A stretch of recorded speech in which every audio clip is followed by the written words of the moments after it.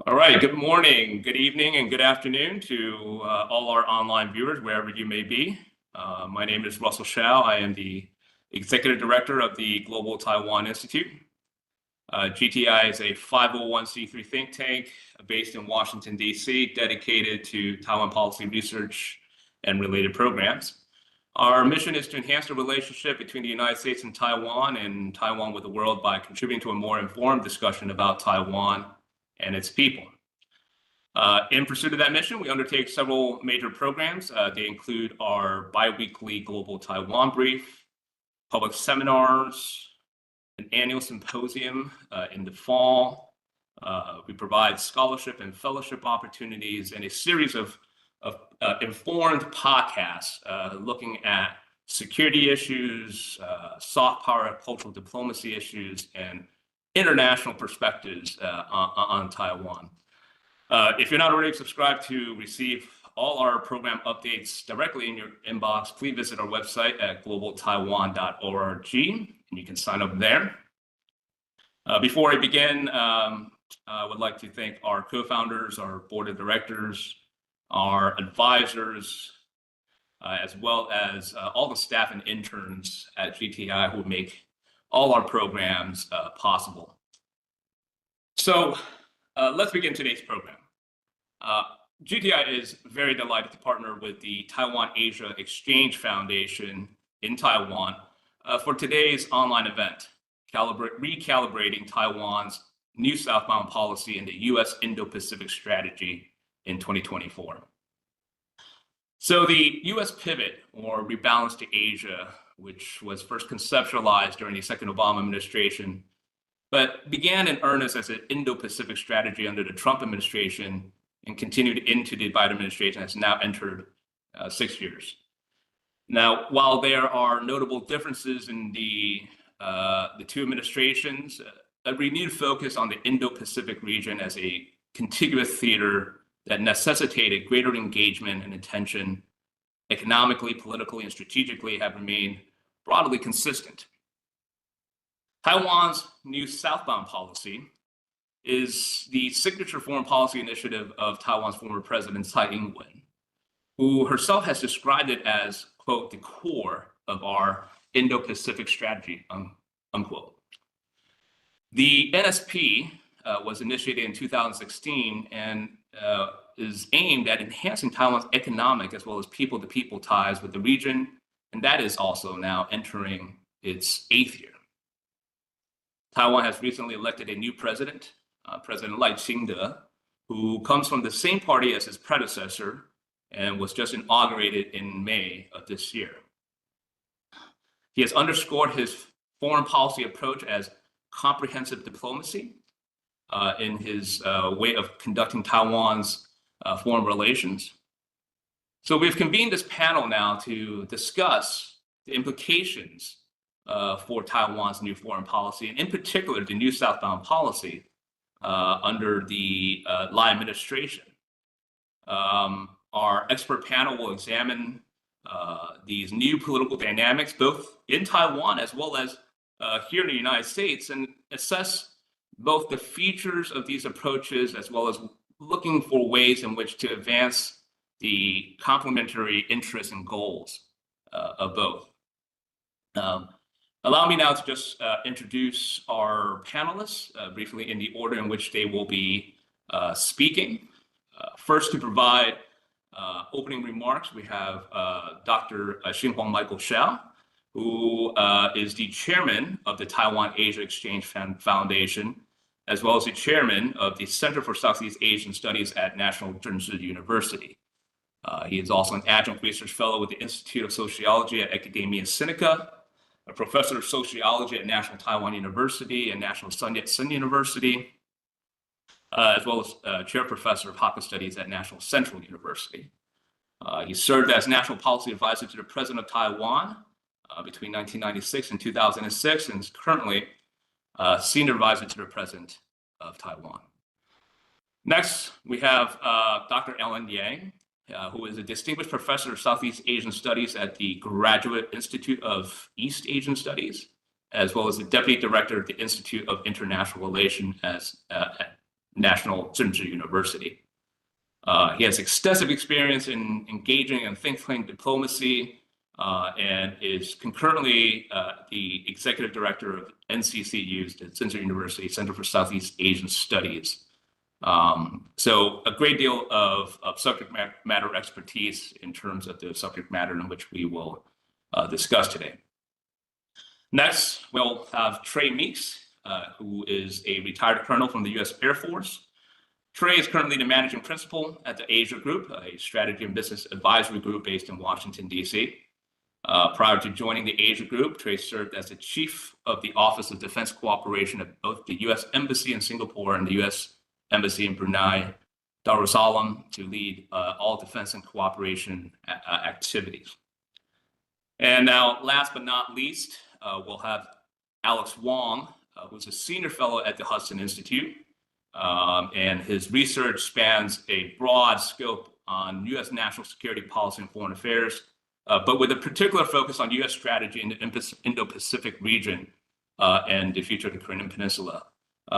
His views on this matter is deeply informed in his work, both now as the former chairman of the U.S.-China Economic and Security Review Commission, congressionally mandated panel appointed by Congress to assess national security implications of the trade and economic relations with China.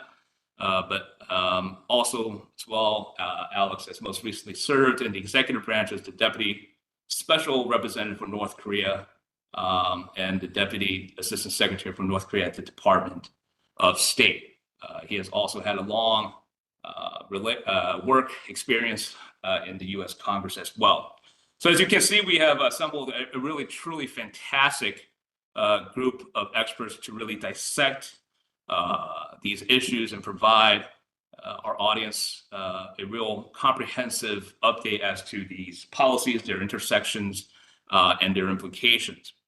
And I just want to note that we do want to hear from you, our online viewers, and you may engage in the conversation by submitting a question to contact@globaltaiwan.org, or you may use the chat function on the YouTube page where you are viewing this video.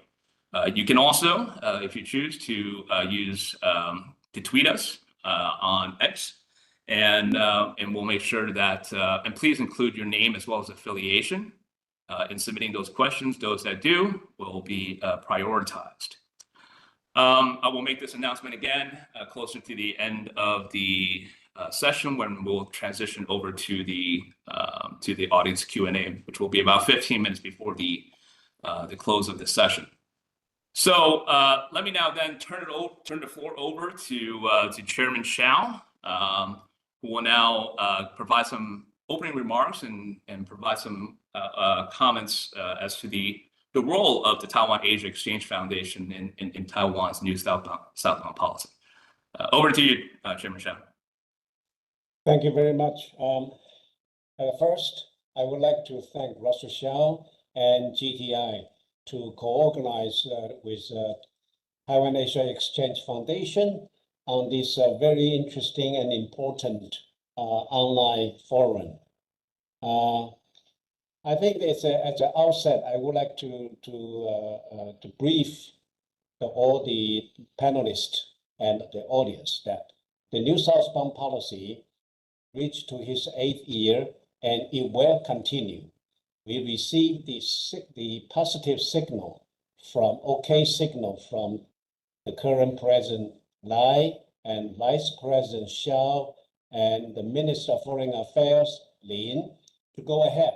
So therefore, it makes today's forum meaningful and useful.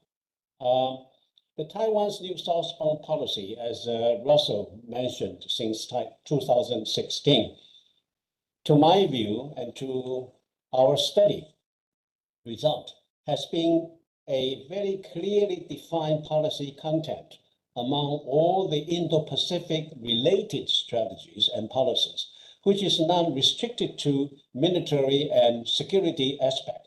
And it has extend to economic progress, prosperity, social progress, technological, the innovation, health, quality, agriculture, cooperation, think tank collaboration, NGO, MPO exchange, young leaders, training, culture and art exchange, and disaster preventative measures. That's called resilience measures. Also, it is only Indo-Pacific related policies in the region, in the world actually, that has involved private sector and the people sector, namely the civil society. Overall, since our establishment in 2018, TAEF has been serving as a non-governmental arm to assist the public sector, the private sector, in implementing the new Southbound policy as an institutional force on behalf of the civil society, the people sector. Specifically, TAEF has also been operating as the think tank to new Southbound policy by offering public policy advices to the government agencies, which involve more than 10 ministries in implementing all kinds of new Southbound policy flagships program. And we also serve as the mediator between the government and the think tank, other think tank and NPO and private sectors.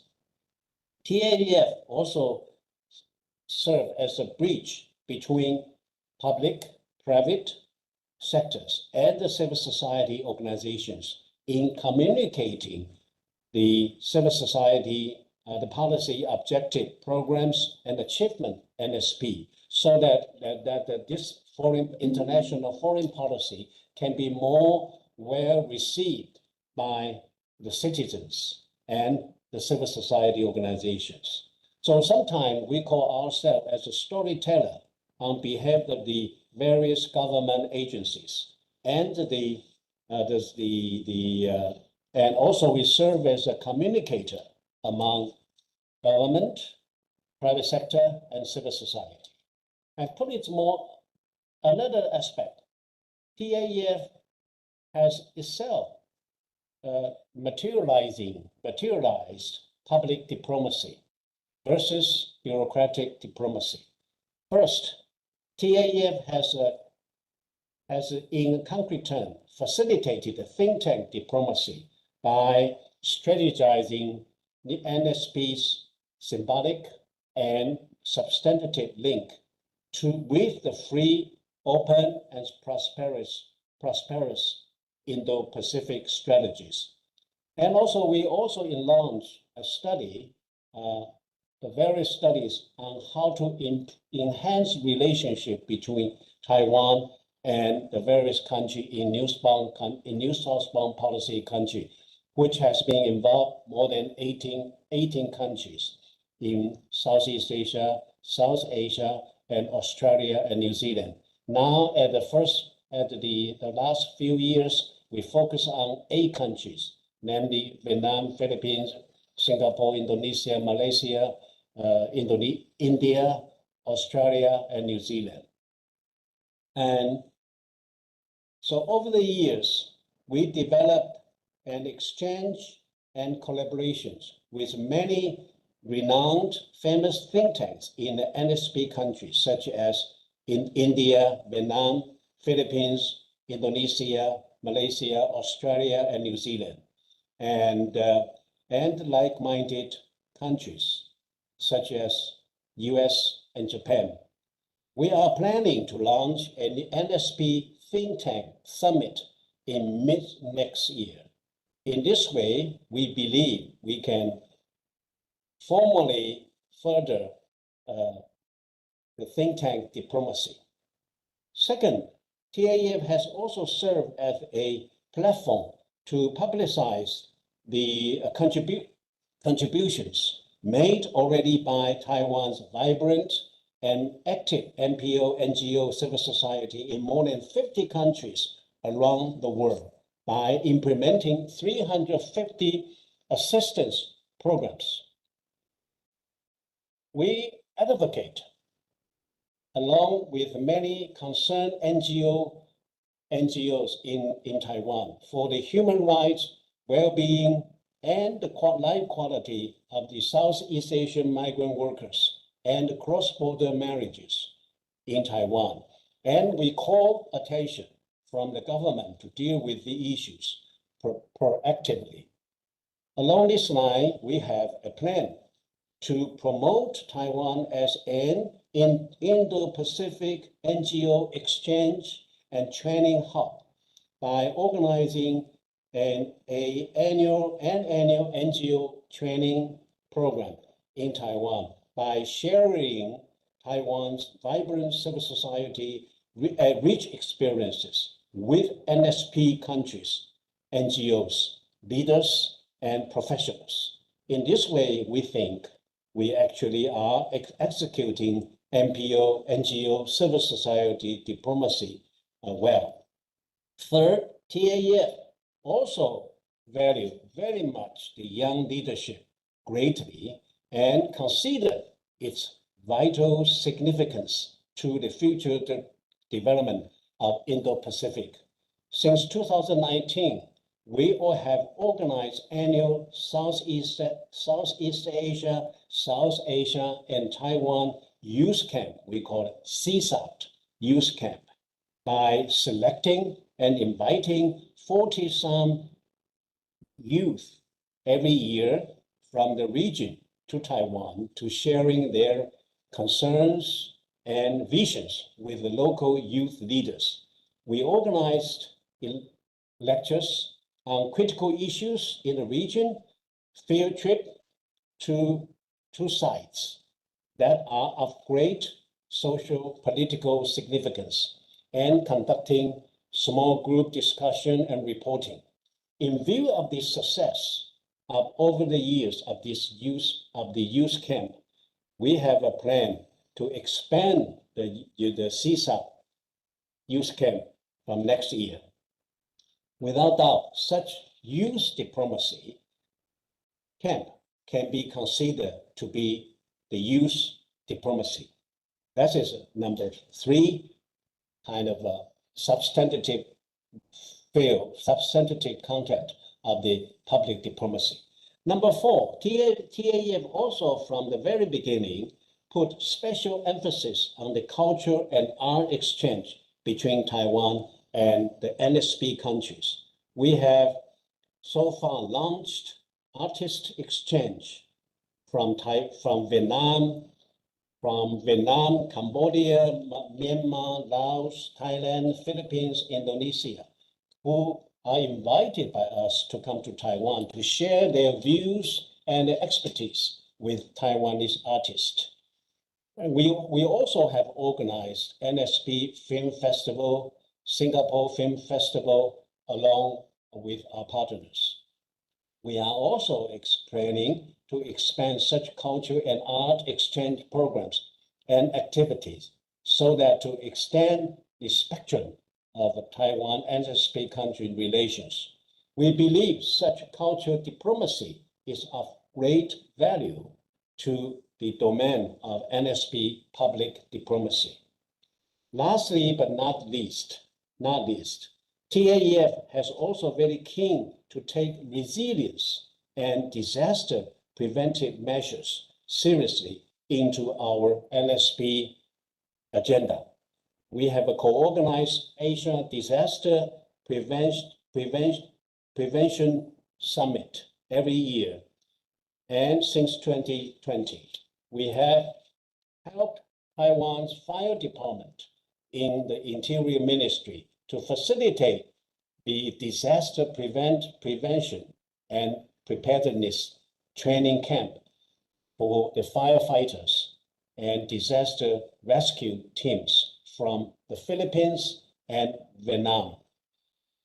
If NSP is to realize the slogan of Taiwan can help, then what is more important than helping to save lives?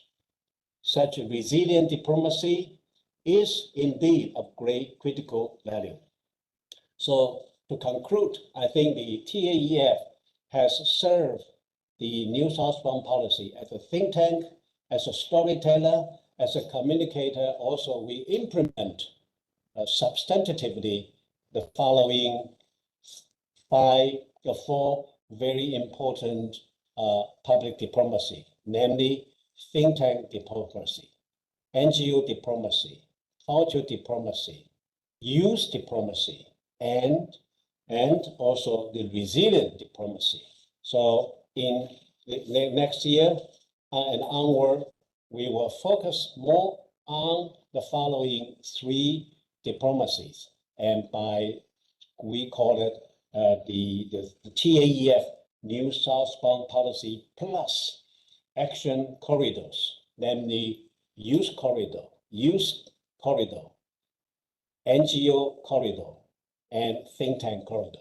And so we will certainly, from next year, will make us more busier than before. And that is my brief of the TAEF's role in New Southbound Policy and the years to come, New Southbound Policy Plus. Thank you very much. Wonderful. Thank you very much, Michelle, for that very comprehensive update with regards to the work that TAEF is engaged in, and more importantly, will be continuing to engage in. Thank you for sharing the important announcements. Also, that the policy will continue under the new administration. Know that there was a little bit of uncertainty, at least at first, given the fact that President Lai had not mentioned the NSP during his inaugural address. But it's reassuring to hear from you now that it will continue and has the support of the new government. And thanks for also the important reminder for our audience members that the New Southbound policy is really multifaceted, and also that it is not just a public-private partnership; it's like a public-private civil society partnership initiative. And I think your organization really plays a central role in helping to organize both domestic awareness and support and resources, as well as externally, the public diplomacy work that you have just underscored. And so really looking forward to seeing the work that TAEF will do in the year ahead. And finally, before I turn it over to Alan, is that I just want to underscore that GTI has had the pleasure of working with TAEF over the last several years in producing a series of studies, really tracing the evolution of the New Southbound policy, and and trying to map out the complementary features of these policies to help policy thinkers, and folks in the broader policy making community better understand these policies. And I believe we'll be posting some links to these reports in the YouTube page so that our audience members can access them. And just since I have them on hand with me right now, you can see that this is one of the early reports, another one here, and this is the earliest one here. So a series of 3 of these reports, and we look forward to continuing on our collaborative efforts with TAEF going forward. Now I want to turn it over to Alan, who's going to really get into some of the substance of the policy and the strategy itself, and provide us with some sort of forward-looking assessments as to how he sees the New Southbound policy proceeding from a policy perspective. Alan, over to you. Okay, thank you, Russell, and also the colleague of GTI Global Taiwan Institute for the kind arrangement for this meaningful engagement. Well, based on the remark made by Chairman Hsiao of TAEF, there are 2 important messages. Number 1 is, yes, it is true that the new Southbound policy will continue, and Number two is Chairman Hsiao's remark demonstrate the richness of this the implementation of the new southbound policy through the PPPP approach, public, private, and people sector cross-sector partnership. My name is Alan Yang. I'm currently serving as the Executive Director of Taiwan Asia Exchange Foundation. My take today is to outline the rationale of President Lai Ching-te's foreign policy as of the value-based diplomacy, or the so-called Shin-Lai, trustworthy diplomacy, and to address how the new southbound policy can facilitate and materialize his vision. So the point number one is the so-called the value-based feature of the Shin-Lai diplomacy refers to democracy, peace, and prosperity, which happens to correspond to the abbreviation of Democratic Progressive Party, the DPP. And that shows the core element of the value-based democracy, the diplomacy. And apart from this value-based feature, another important element is the vision that President Lai Ching-te advocated during the presidential campaign early this year. That is to build and enable Taiwan as the country of extensive economic strength over which the sun never sets. And with this in mind, the key component and instrument is to enable the so-called 6 core strategic industry. And that is the digital industry, cybersecurity industry, precision health industry, green and renewable energy industry, national defense and strategic industry. Apart from these 6 core strategic industries, there are another 5 trusted industries. We call that Shin-Lai 产业, including semiconductors, AI, military, security and surveillance, as well as the next generation communications. And these are the apart from the semiconductors, these are the digital technology, and also highlights Taiwan's importance to the world and to link Taiwan's responses to geopolitical changes. And my point number 3, in line with this vision, the new southbound policy would play an important role to reinforce another set of the DPP value, that is, the development as the goal, people-centered focus as the rationale, and the partnership as the approach to instrumentalize this people-centered new southbound policy. We at Taiwan Asia Exchange Foundation suggest the government to materialize the next phase of this new southbound policy with a plus vision. That is the new southbound policy plus.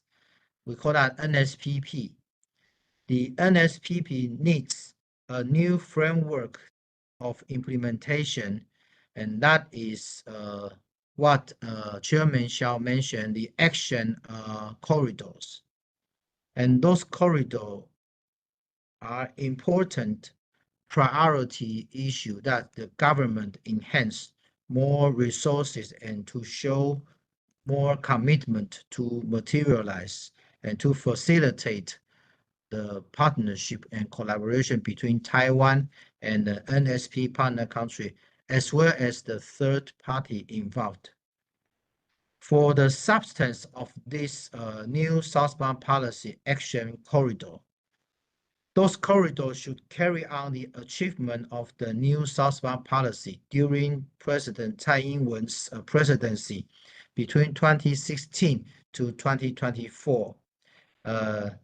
That is the implementation of the 5 flagship programs, including agricultural cooperation, the health and public health and medical cooperation, education cooperation, as well as the social connectivity and economic connectivity.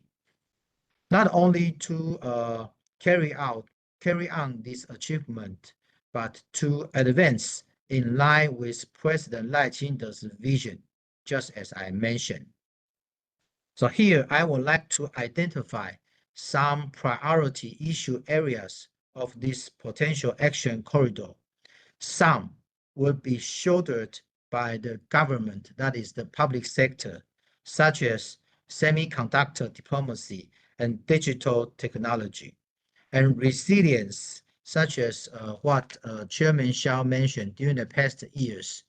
The National Fire Agency of Taiwan providing the training program to those disaster preparedness officials and also the firefighters in the Philippines, in Vietnam, and other countries to be trained in Taiwan with the smart fire prevention as well as the disaster prevention technology and know-how.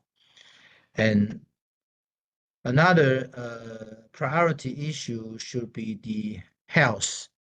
Since 2018, Taiwan's Ministry of Welfare and Health has implemented the so-called One Country, One Center program at 7 NSP partner countries. So far, we established 10 new Southbound Policy Health Center.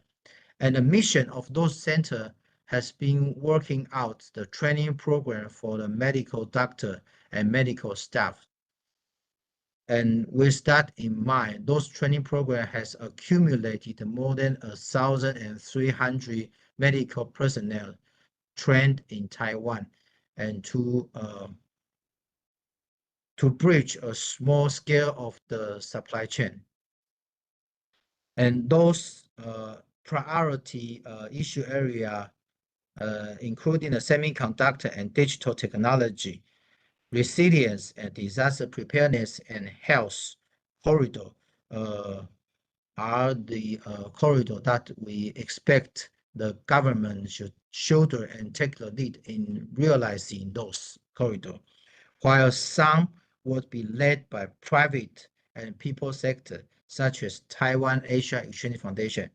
As well articulated by Chairman Hsiao, the new Southbound Policy think tank corridor with the goal of organizing a think tank summit sometime in the mid of next year will be of our priority. And the second corridor will be the NGO Exchange Hub and Training Center to enable Taiwan as the NGO Training Center and Hub. That is the second corridor that TAF committed to facilitate. And to share with the audience, this NGO training corridor is one of the suggestions coming from the GTI and TAF annual collaboration and also our policy report. And the third corridor that's shouldered by TAF is the youth corridor. As Chairman Hsiao just mentioned, we organized the annual CSAP Youth Camp, and we found that was very encouraging to welcome the young talent from the region to come to Taiwan and to jointly discuss with their cohort in Taiwan. And they come up with very encouraging project to enable and empower their generation in different countries. So we will make a clear commitment to expand those youth camps and to facilitate the collaboration among the alumni and also the youth talent, young talent related foundation and NGO. We think these corridors would serve as the tangible, major, and concrete architecture of which President Lai Ching-te's foreign policy team strategized the new Southbound Policy Plus for the future advancement and exploring constructive partnership with the like-minded countries, such as the United States, Japan, and other countries across the world. The purpose is straightforward: to make Taiwan indispensable and even more reliable. So just as the recent discussion among our policy circle, that Taiwan can not only help, but even can lead. And this is something that I would like to share, that to strategize the new Southbound policy during President Lai's administration. I think I should stop here. Thank you very much. Wonderful. Thank you very much, Alan, for that detailed explanation of the approaches that you expect the new Lai administration will take, or you're suggesting that the new administration will take in implementing the new Southbound policy going forward. And I'm particularly struck by, I think your comment just in near your conclusion of the importance of Taiwan working with like-minded partners in really enhancing the reinforcing each other's Indo-Pacific strategies, and I think we can get into that in the moderated discussion. But just to I think underscore the importance of being able to leverage the capacity and resources that like-minded partners have to really promote, I think, a free and open Indo-Pacific, because as we all know, the alternative there is that there are a lot more capital perhaps on the other side, but the effects of those capital can be corrosive, and it's important, I think, for again, like-minded partners with shared values and interests to be able to work closer together to be able to advance our shared vision for a free and an open Indo-Pacific, and I think we can talk more about that going forward. But now I want to turn it over to Trey to switch it over to the U.S. Side and U.S. perspective, and talk to us about sort of the recent developments in the US Indo-Pacific strategy under the Biden administration. Trey, over to you. Yes, many thanks, Russell. It's always a pleasure and an honor to meet up with Global Taiwan Institute friends, and I'm humbled to participate with Chairman Hsiao in this esteemed panel. As discussed, I'll use my time to focus directly on the United States Indo-Pacific strategy and its continued involvement, and tie in the impacts on Taiwan and Taiwan's prosperity and security with the new NSP+. First, as a military mind, I will emphasize that trade, with an emphasis on technology, is important as anything the U.S. or Taiwan does militarily with our like-minded partners. Second, the Indo-Pacific Lattice framework, with numerous U.S. allies and like-minded partners, has been a resounding success from the Biden administration, replacing the old U.S.-centric hub-and-spoke model that had the U.S. at its center. Finally, I'm no longer serving with the U.S. government, and these views are my own, but I do want to continue to add my voice to the chorus of those in government and the policy community who see fear of escalation on the U.S. side with the People's Republic of China as having replaced our fear of crossing Chinese red lines. These self-imposed restraints have limited the United States' successful implementation of this in a new Indo-Pacific strategy with direct repercussions for Taiwan. To get started, we know that the island of Formosa has been looking south and its population heading southbound for millennia. Wind and muscle powered those original Aboriginal voyages, but today's information age is still powered by Formosa or Taiwan's technology prowess, specifically regarding semiconductors and other tech components. It is this tech prowess that makes Taiwan such an attractive dance partner for ASEAN and other southern neighbors, very similar to the United States. Our friends in the Indo-Pacific may appreciate Hollywood movies and Taylor Swift's music, but it's partnering with U.S. tech, or in this case, Taiwan tech, that they most strongly desire. So that desire to work with Taiwan's high-tech sector and participate in any stage of the semiconductor supply chain is often the paramount desire for ASEAN and others as well. Restricting access to U.S. technology and high-end semiconductor chips was a policy masterstroke from the Trump National Security Council. These restrictions have been tripled down on by the Biden administration's Indo-Pacific strategy and will undoubtedly be a linchpin of either a Trump or Harris-led strategy in 2025. Whereas Xi Jinping chose to turn Alibaba's Jack Ma into but a wisp in the clouds, Taiwan, the US, and ASEAN all revere TSMC's Morris Chang, Microsoft's Satya Nadella, NVIDIA's Jensen Wong, and SpaceX's Elon Musk. Although once you've seen Elon's Cybertruck, as I've seen on US highways, you cannot unsee how ugly that thing is. So no matter how hard you try. So Elon's reputation has probably become a little bit wispier and a little bit cloudier.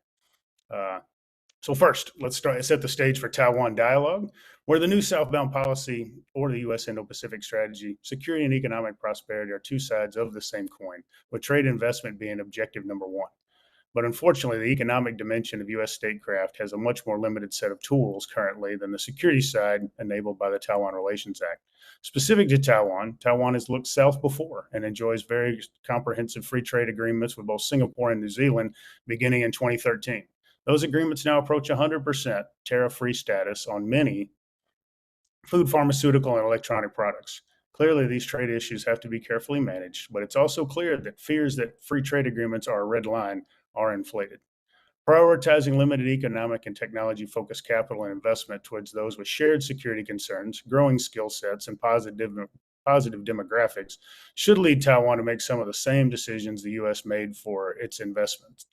And after hearing from Chairman Hsiao, I'm very sure that they have, but thus spreading some investment around ASEAN, but with most attention and focused investment from the U.S., a lot of it's going towards the Philippines. I'm sure this audience is well aware of U.S. recent grants to Taiwan of $1.2 billion in foreign military financing, an amount that's only rivaled by the Philippines' $500 million in foreign military financing. These grants are security focused, but while on the economic side, the U.S. is similarly committed to the Philippines by supporting the Luzon Economic Corridor, along with Singapore, Japan, and others. Philippine specialization has proven world-class in call centers, nursing, and financial back-office functions for U.S. and other companies. Given Chinese naval force pressure around Taiwan and the second Thomas Shoal of the West Philippine Sea, Taiwan would be wise to work even closer with Philippines on their overlapping maritime security challenges while also increasing economic ties. Semiconductor packaging and finishing is still largely done in China, and much is moving to Malaysia and other spots, but that work could someday be accomplished in the Philippines in a very cost-efficient fashion and help strengthen Taiwan and Philippine security and financial ties into a lattice network instead of a few chains that by definition have a weakest link for our revanchist China to target and potentially break.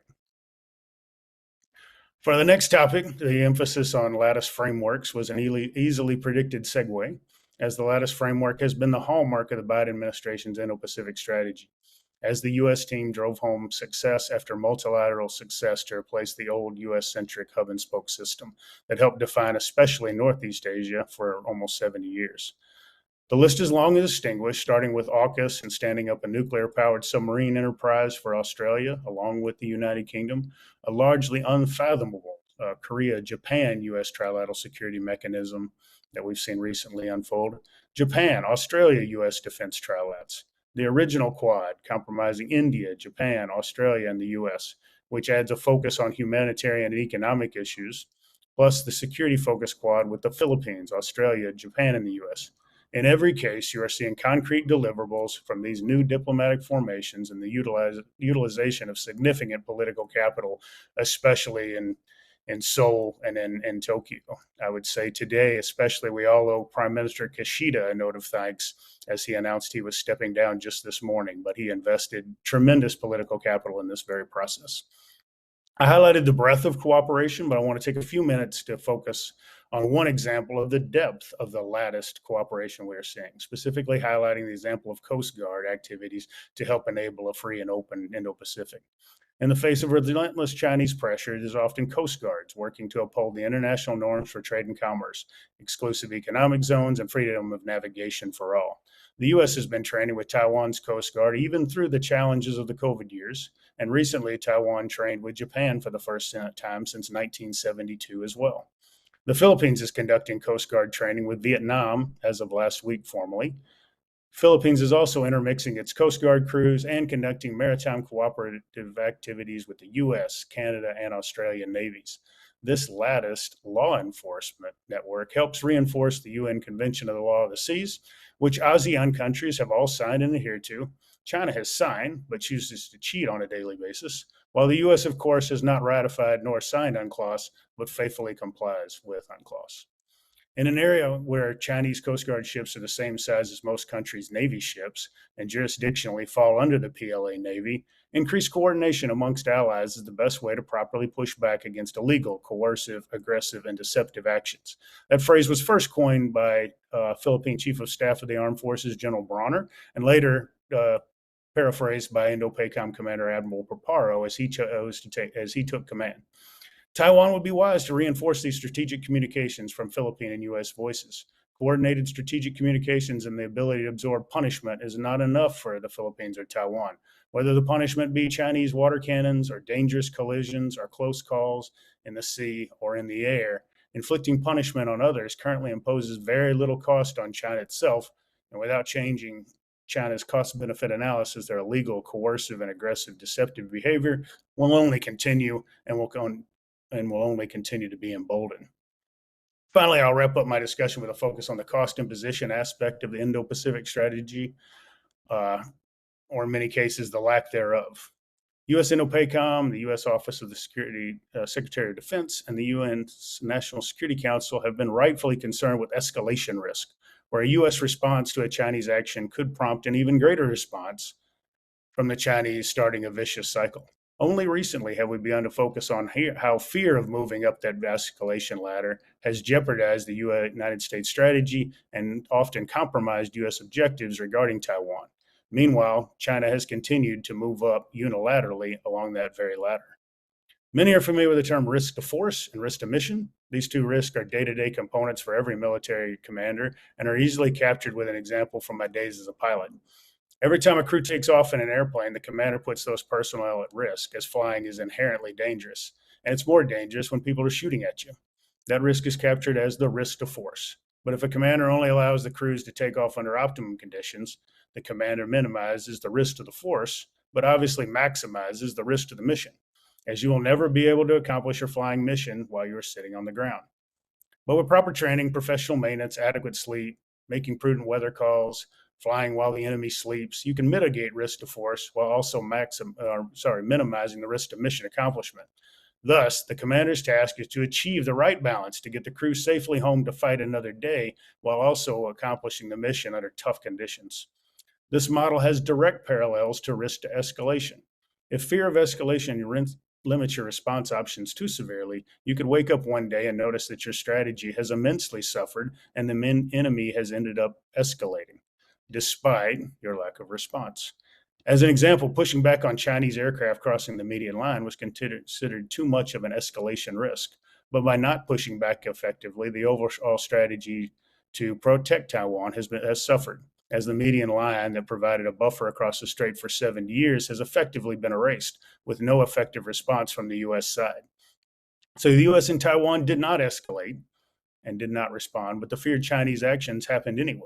Now, as Taiwan maintains its own sovereignty, any cost imposition elements would need to be closely coordinated with both Washington, D.C. and Indo-PACOM. But there are actions which China doesn't like that don't involve direct confrontation that could help Taiwan and the U.S. effectively push back. In the end, there is only one red line regarding Taiwan, a formal declaration of Taiwan independence, which is much of a red line for Washington, D.C. as it is for Beijing at this point. An example of a red line that proved to only be light pink in nature was U.S. troops on Taiwan soil. U.S. troops have been there for over a decade, and a sizable rotational force exists in Taiwan at this very moment with Beijing's full knowledge. Foreign military aircraft refueling in Taiwan is another red line, and yet the Korean Air Force has done it on numerous occasions. Taiwan still conducts military training with an ASEAN partner every single year on Taiwan soil, crossing yet another perceived red line. These activities are not usually published in the newspapers, but low-cost, often clandestine operations that Beijing doesn't necessarily like can certainly be utilized to impose cost on China when Chinese jets cross the median line or UAVs encircle Taiwan, or its Navy, Coast Guard, and maritime militia set up practice blockades that could quickly turn operational. If U.S. and Taiwan coordinated responses are utilized appropriately, China clearly picks one of two options: pretend the transgression did not happen, or often overreact to it. Walking that fine line between China not responding or overreacting is a tough balance act, to be sure. but either often generates a long-term positive outcome to enhancing Taiwan capabilities, or when overreaction is met with regional blowback. The visit of Nancy Pelosi is a prime example of such blowback. The action itself was much more symbolic than pragmatic, but the Chinese overreaction directly led to Japan doubling its defense budget, the Philippines opening up more sites to host US, Japanese, Australian, and European troops, and the US continuing to ratchet up painful sanctions on China to limit its high-end military and sometimes commercial activities. There are tools available that don't escalate, don't cross any actual red lines, and allow the US and Taiwan to better compete in the gray zone and better enable the Indo-Pacific strategy. I will let that wrap up my initial comments, and I will look forward to additional questions and great discussion. Excellent. Thanks a lot, Trey. I think you really helped to sort of widen the discussion here by weaving in the security perspective into the Indo-Pacific strategy, and couching that on the broader sort of lattice framework that you underscored that really sort of defines the sort of the Biden administration's approach to building out the Indo-Pacific strategy. And I think in some ways, even though your focus is on the security side, it does underscore somewhat of a limit in how traditionally the United States had approached the Indo-Pacific region, which is primarily through a security lens. And while I think the Biden administration could be applauded for at least attempting to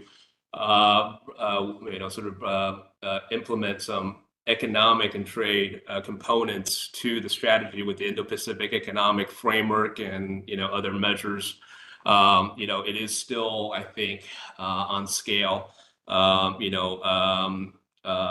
insufficient, I think, as to the ability to really compete against a lot of the so-called no strings attached, so economic engagement strategy, coercion strategy of the PRC as it relates to its overall approaches. And I think that's an area where I think there's a lot of demand signals from the region for more constructive engagement from the United States, and which is why I think a lattice framework approach to the region needs to also consider that sort of the economic and people-to-people component strategy that I think think tanks and others that are thinking more broadly about these issues can play a role in hoping to inform both the public as well as the governments about the what are the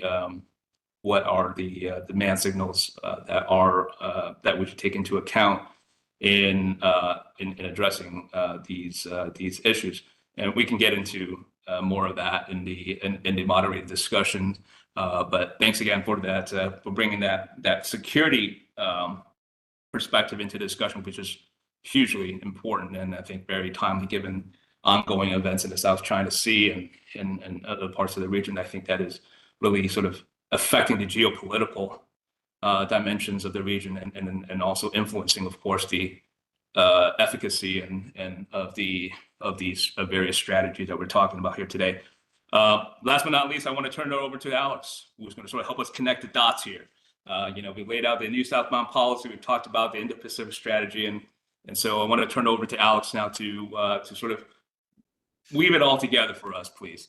Alex, well, I'll try to do that. Hopefully, I'll take a stab at it. But look, great to be here with GTI. Great to be here with colleagues like Chairman Hsiao and Alan and Trey.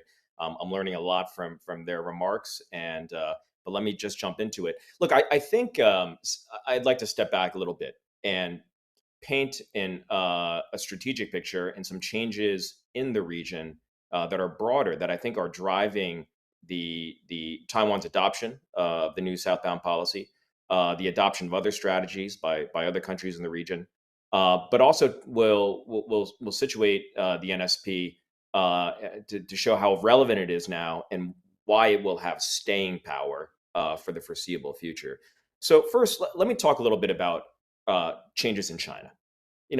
From the 90s into the 2000s, as part of the reform and opening strategy or policy of Beijing, they were trying to attract foreign direct investment. They were trying to take advantage of secular features of its economy, low wages, low cost of inputs, to really draw in manufacturing, draw in investment, and enhance outbound trade. And they were really privileging, in many respects, Taiwan companies in that policy, where you saw a deepening of those ties. Now, there might have been some political and strategic motives for that, but in chief, that was an economic strategy toward Taiwan in particular, but really toward the world.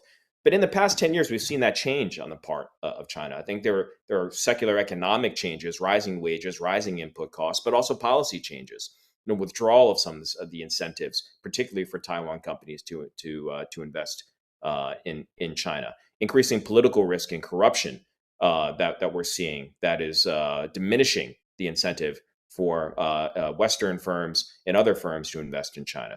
The use of sharp power and economic coercion towards other countries in the region, whether that's Australia, Lithuania, not really in the region, but Taiwan and South Korea. And it's all part of an explicit policy on the part of Beijing of dual circulation, of deepening dependencies of other nations on the economy, on the supply chains of China, while cutting off their own dependencies and risks from the outside world. So this is a very different picture from what we saw in the 90s and early 2000s. And I think that's really why the new Southbound policy was adopted. Number one, has taken root, and I think will be relevant. But beyond the changes in China, I think what we're seeing in the region really is an important context to understand when looking at the new Southbound policy. We're seeing other nations adopt similar policies for years. I mean, let's start with Japan and their own free and Indo-Pacific strategy. You have South Korea, their new Southern policy. You have India's Act East policy. And you have the United States' own free and Indo-Pacific strategy. And on the other end of that, looking at the ASEAN nations in particular, we see nations understanding that there is a drive from other economies to deepen trade ties, deepen investment ties, and they themselves are looking to lessen their dependencies and their exposure to the China market and to China political decision making. So they are open and to enhancing these areas of cooperation, particularly on economics, but also people to people and some of the other political items that we've talked about in this conversation. So that is a changing dynamic that's been going on for years, and I think it's accelerating in the Indo-Pacific, which again speaks to the ongoing relevancy and staying power of the new Southbound policy. I will also say, beyond the new Southbound policy, looking at Taiwan's strategy, it is a part of, and it is relevant to, a shift in emphasis away from official diplomatic ties on the part of Taipei towards broadening out, deepening, enhancing unofficial ties. Now, that's always been a priority for the authorities in Taipei. But because Beijing is trying to use the official ties, and increasingly so, as diplomatic and political leverage, as punishment in their coercive attempts on the island, moving to enhancing these unofficial ties, talking about the big economies, Japan, United States, elsewhere, but particularly with the ASEAN nations and the nations of South Asia, is a prudent and I think effective part of a broader Taiwan policy to decrease the sting and coercive power of the official ties, or at least Beijing's pressure on the official ties. Now, let me step back even broader and turn to the United States. The United States and China, I think both sides acknowledge, are in a period of great power competition. We are competing, but we don't compete in the same way. China's strategy, particularly in the Indo-Pacific, is one of dominance. They really want to restore Beijing's centrality to the region, economically, security-wise, politically, really forcing nations, particularly in the Southeast Asia and other partners, to choose China, to choose China's technology standards, its security arrangements, its economic ties, its political conception of the region, and really shut out the United States from access, or at least diminish that access along security, economic, and political vectors. The U.S. strategy, on the other hand, is one of balance. We don't need to dominate. We have never dominated. The system that we have fostered over 70, 80 years, a free and open strategy, is one where the nations of the Indo-Pacific are sovereign. They make their own sovereign choices. They participate in economic and security and political arrangements by their own choosing. Because in the way our society operates and the way our vision and the order that we have fostered operates is those sovereign choices will lift all boats and in the end benefit the United States. So those are two different visions, two different strategies. The good thing for the United States in this competition is that dominance on the part of the Chinese, and really of any nation, is very hard to achieve.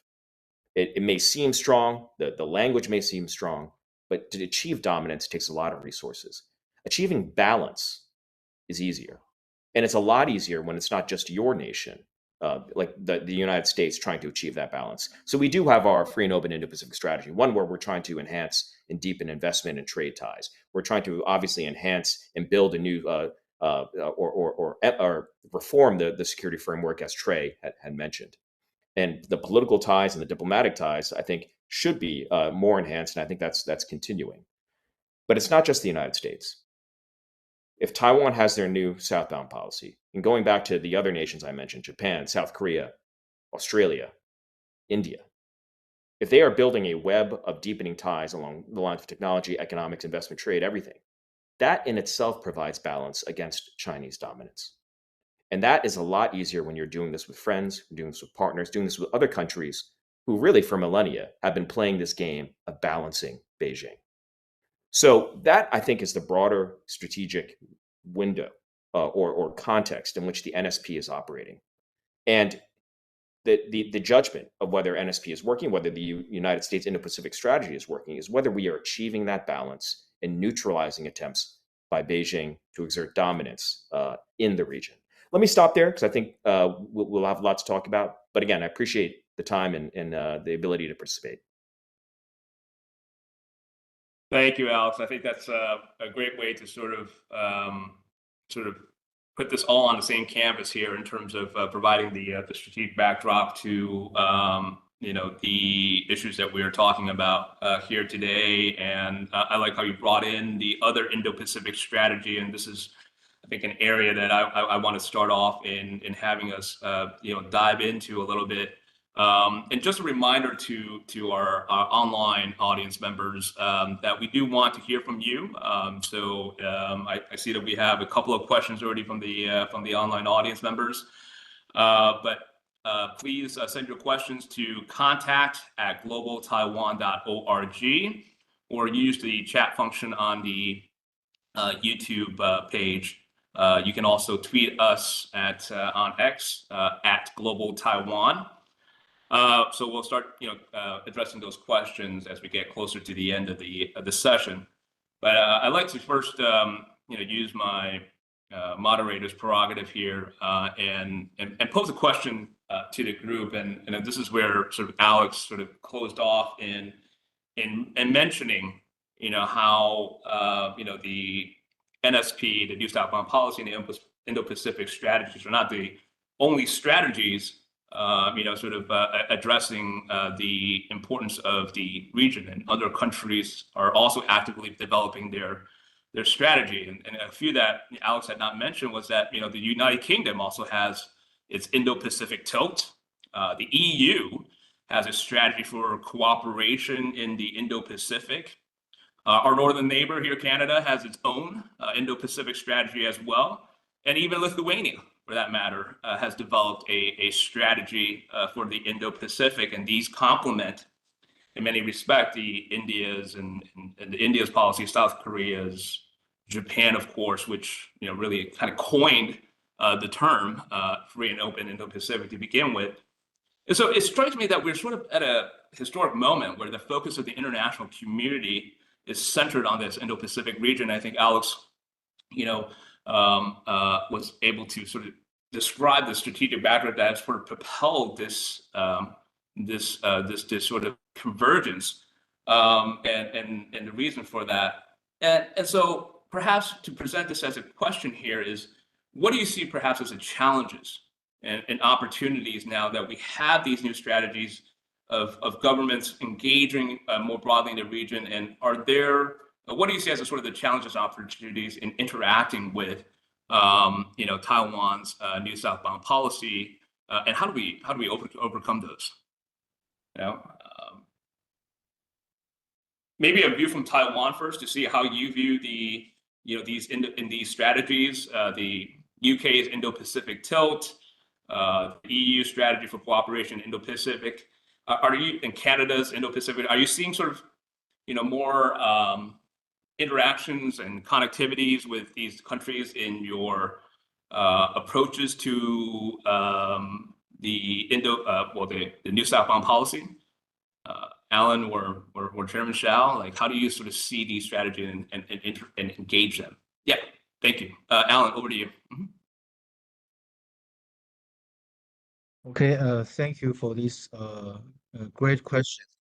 I think in the very beginning, I would like to echo what Alex just mentioned, the increasing immersion on official Thai is something that Taiwan during the past 8 years seeks to explore and to establish. So I would say that Taiwan worked very hard to find a way out through the informal formality or formalize the informality. It is also true that we have been aware of the increasing number of the Indo-Pacific approach or initiative by the major powers and also the like-minded country, not only in the Indo-Pacific region, but also in the European country. And as we notice the increasing of this tendency, however, it will be a challenge that so far there is no concrete mechanism to coordinate this policy, or to at least to do some brainstorming on how to recalibrate the respective interests into some feasible partnership. Apart from this GTI and TAEF annual collaboration that we invited a scholar and expert to jointly do brainstorming and come up with the policy recommendation and those report, very helpful and useful to clarify some challenge and also to identify the priority interests and issues of collaboration. So apart from this TAEF GTI project, I don't see so far in Taiwan, to my limited knowledge, I don't see any other, initiative or project to strategize more concrete dialogue and mechanism to enable the Indo-Pacific initiatives cooperation. I would say that the initial phase of this new southbound policy, I have to admit that is to diversify the risk of over-relying on China market for Taiwan.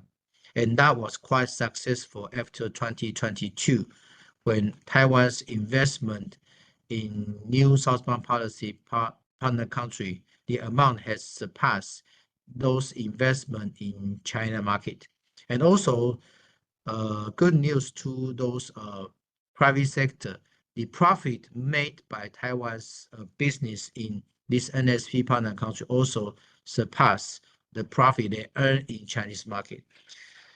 And the initial target and goal has been successfully achieved, but the continued effort of the new southbound policy is not only to diversify the risk, but to enable the joint effort and also to curate the common interest between Taiwan and neighboring partners. And what I have been observing is the new southbound policy plus and the next stage would be serving as the strategic interface to accommodate more input from the major powers Indo-Pacific initiative or policy, so that Taiwan can work with our partner to turn the so-called Taiwan contingency or Taiwan crisis into Taiwan relevancy, and to justify that Taiwan is not only willing to help, but can also jointly lead in different issue area, such as some discussion earlier for the semiconductor high-end chips, and also the disaster resilience, as well as the health and health corridor. So those are something that I think I can address. Thank you. Yeah, thank you very much, Alan. Okay, Chairman Hsiao, you'd like to speak as well? Okay, over to you. I just want to make a very brief observation. I think from the various visits of think tank or government officials from US, Japan, EU, Czech, Lithuania, and they are very keen, come to the TAEF, they are very keen to know more about NSP, Taiwan's NSP, and its relevance to the various Indo-Pacific strategies. And when they heard our briefing about NSP substantive policy, and they found there is a link to be strengthened about Taiwan's New South Wales policy to, for example, US Indo-Pacific Strategy, which I appreciate that GTI should work with us to be substantiated. Even the Lithuanian think tank in Czech, and they are wanted to do the same thing too, to see how Taiwan's NSP can be relevant, can be really a vehicle to facilitate the collaboration between Taiwan and the various countries who has the IPS. So there is a link, there is a relevance. I think the Taiwan has made some contribution in a substantive way to substantiate the various IPS. Yeah, thank you. I think those two observations are connected, right? I mean, one that is that there is there are observable links and interests of these other Indo-Pacific strategy in Taiwan's approach to the region, which is of course of growing importance.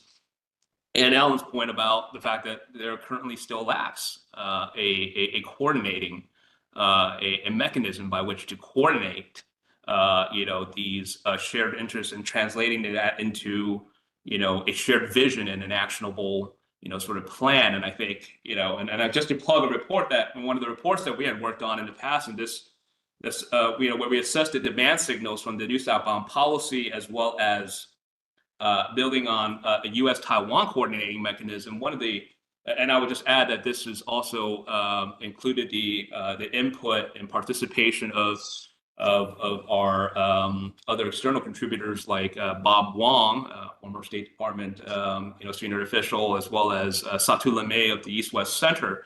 Where one of the recommendations that we have specified in that report is to establish a working committee within the Global Cooperation and Training Framework, the GCTF, right? An initiative that was launched between the United States and Taiwan in 2015, but now includes Japan and Australia as coordinating partners, formal coordinating partners, intended to showcase Taiwan's capacity in all these multifaceted areas that actually are, I think, are very much aligned with the focus areas of the new Southbound policy, but to have a working committee within that mechanism, since it's already established, to better coordinate the activities and plans of these partners to address some of these issues. And I think that is perhaps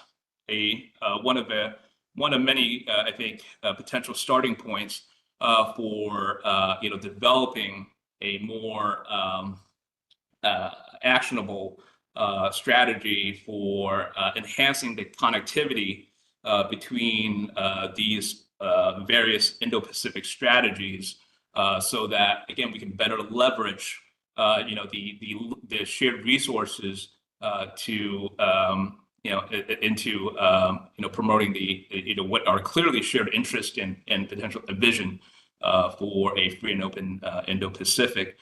If I could just jump in one please, comment more broadly, and this really applies to the United States, but also to other nations that are adopting these strategies. One is basically the point I want to make is there needs to be greater connectivity in general between the foreign ministries and the strategic thinkers in these capitals, whether that's in the EU capitals, the United States, Japan, elsewhere. Greater connectivity between them and their commercial diplomats and their trade ministries. The reason I say that is because classic commercial diplomacy is about representing your nation's companies, trying to achieve sales, use the levers of subsidy, et cetera, to advantage your businesses. I mean, that to put it bluntly, that doesn't necessarily work in the context of economic strategies.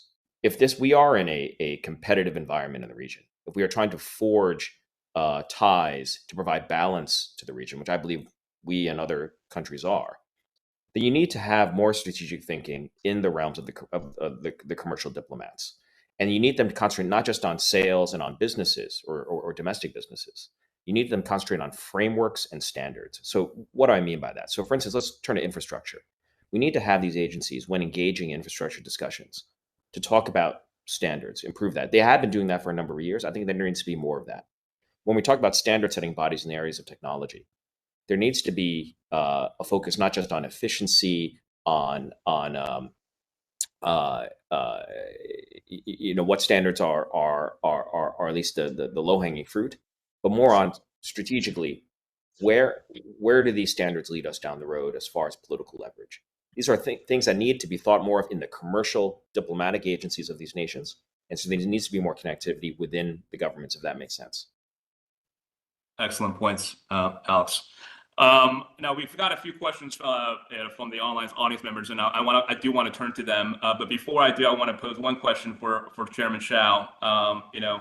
So since 2017 now, TAEF, your organization, has hosted what you call the Yushan Forum, an annual sort of platform for regional dialogue. And can you briefly describe for our audience member what the purpose and design of this, of this dialogue platform is for? And also, perhaps, what you provide a preview for our audience members in terms of what we might expect to be your the focus and priorities for the Yushan Forum, the next Yushan Forum ahead. Okay, thank you. I think the Yushan Forum since 2017 has been the newest addition to the various important regional dialogue and forums. And I think Taiwan Yushan Forum has its own unique feature. This goes beyond the military strategic security topics. We go to social progress, economic development, and even culture. So I think it has its own flavor. I think so far, in the last 7 episodes, I think the Taiwan's Yushan Forum has demonstrated publicly that Taiwan is has a willingness and ability to make a contribution to Asia's economic development and social progress. And I think, and make Taiwan relevant, make Taiwan visible, and make Taiwan important. In the last 7 episodes, we have more than 3,000 participants, ranging from political dignitaries, former and current government officials, and experts, think tank, professionals coming from 26 countries.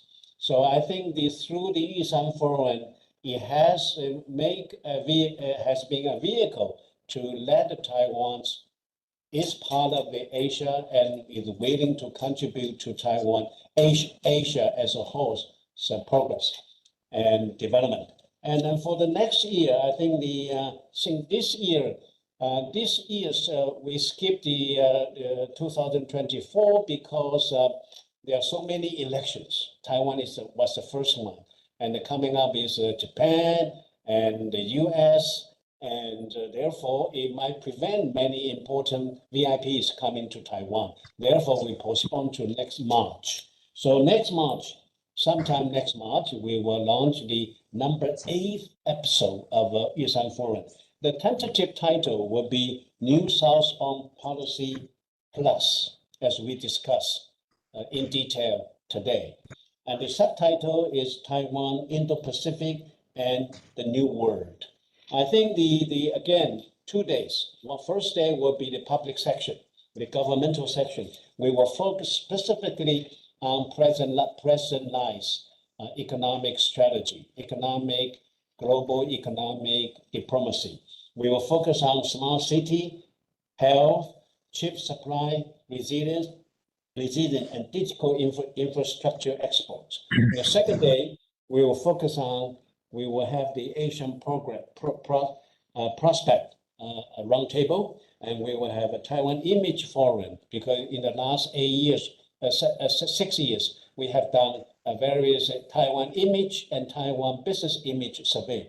So we will present in a competitive and thorough, systematic way. And then we will talk about think tank collaboration, and especially and then NGO forums. So I think we will bring the various topics, as we mentioned, Ellen and we mentioned, there will be 6 corridors in the next few years.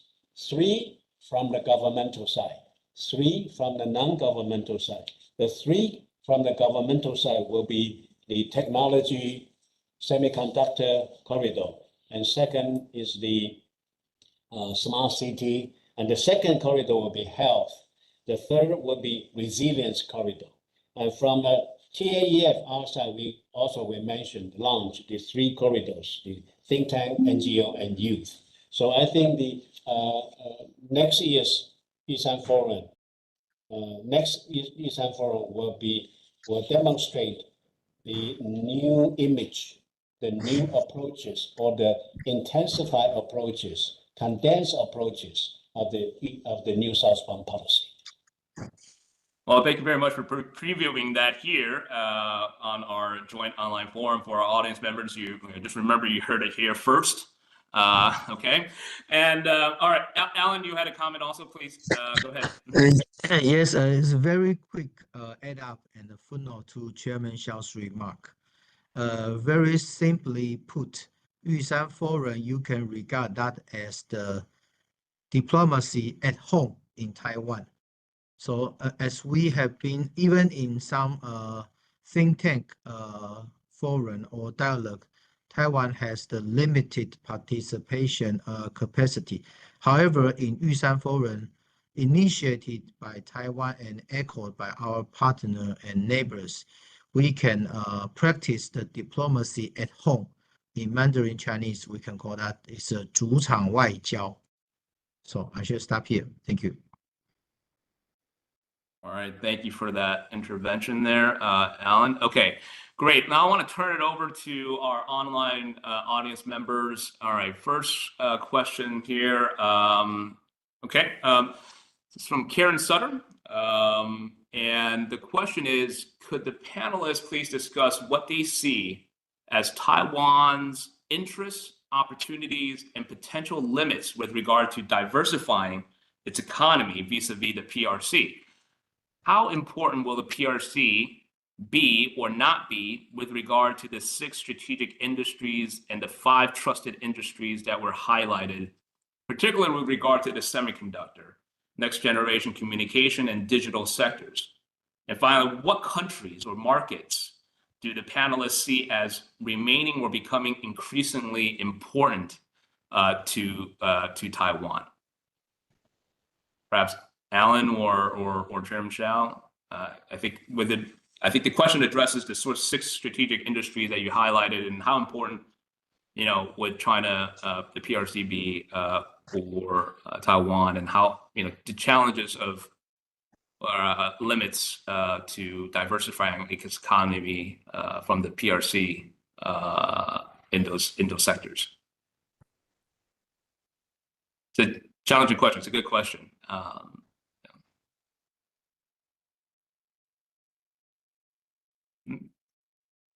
Any takers? I think we stumped the panel here. I think Russell, I'll just take one real quick, just because I highlighted one of them, just because I think the security overlap and the economic overlap are so strong with the Philippines and Taiwan at this critical juncture. So I know during some of my first visits to Japan, when the concept of increased, economic and security ties with Japan was first brought up, those were considered to be somewhat revolutionary, and now they're somewhat evolutionary as we continue to dial up the economic, diplomatic, and security ties with Japan. And Taiwan is and the Philippines is really the next spot. And so I do think that leverage that Taiwan has with the critical nodes, with the on the semiconductor space and the packaging aspect is a place where the Philippines could play a role. And that's business that is currently going to Malaysia, but I don't think Malaysia is ever going to step in and really be a significant player on Taiwan's behalf, whereas I think the Philippines will. So I do highlight the Philippines as really the key opportunity that I see as being kind of the next wave. India being another one, obviously. Yeah. There'll be, all different aspects of the semiconductor supply chain will come into play in India, but the Philippines happens to be next door as well. Very, very close.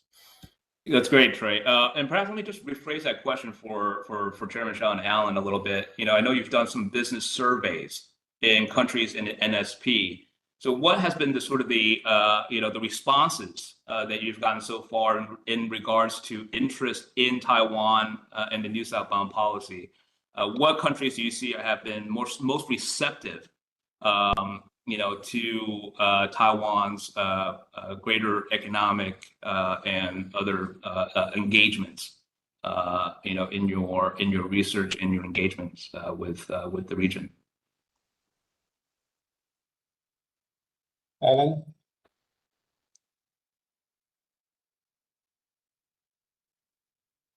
For instance, I know that Vietnam, for instance, has been very receptive and very there's been a great deal of more economic and other forms of engagement. Alan, okay, over to you.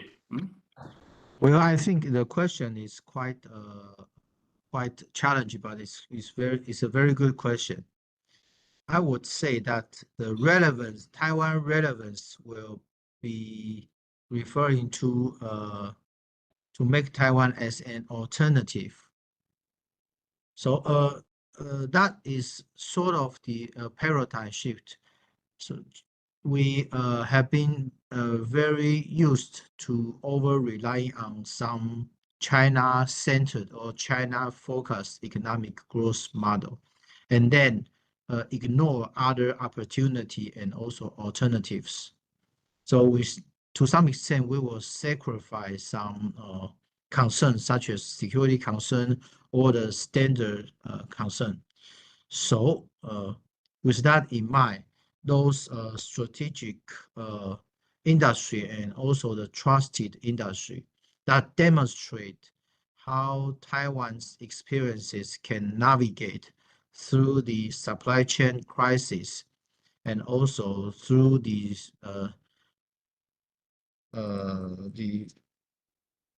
more inclusive growth pattern to work with other production network stakeholders and then jointly to find a more suitable model of the growth. So what I would like to address is we need to think about some new paradigm that it could be, I would say it's a non-China system or the alliance. It's not related, not directly addressing the China bashing or anti-China sentiment, but we need to find a new way and new model to